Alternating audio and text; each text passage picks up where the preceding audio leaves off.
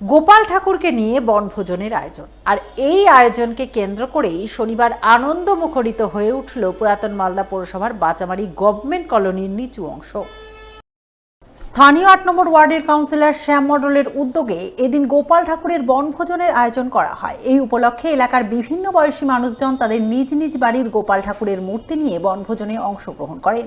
Bachamari government কলোনির নিচু অংশ রাধা গোবিন্দ মন্দিরে সমস্ত গোপাল ঠাকুরকে সাজিয়ে রেখে ভোগ নিবেদন ও পুজো পাঠ করেন। হরিনাম সংকীর্তন গেয়ে ভক্তিভাবে মাতোয়ারা হন। সমস্ত ভক্তদের জন্য খিচুড়ি ভোগের আয়োজন করা হয়। এই আয়োজনের মাধ্যমে সম্পন্ন হয় গোপালের বনভোজন। এদিনের এই বনভোজন অনুষ্ঠানে হাজির ছিলেন পুরাতন মালদা পৌরসভার চেয়ারম্যান কার্তিক ঘোষ, ১২ নম্বর ওয়ার্ডের কাউন্সিলর বিভূতিভূষণ ঘোষ, ৮ নম্বর ওয়ার্ডের কাউন্সিলর শ্যাম মণ্ডল সহ অন্যান্যরা।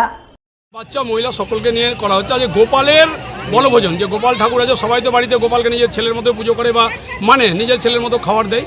তো আমরা আজকে এই পৌষ মাসে আমরা যেমন প্রত্যেকে বনভোজন করি, আমরা চেয়েছি যে আজকে বয়স্ক নাগরিকদের সঙ্গে আমাদের বাড়ির গোপালটাও যেন বনভোজন করে, তারই অংশ হিসাবে আমরা এখানে আয়োজন করেছি আমাদের ওয়ার্ডের মধ্যেই।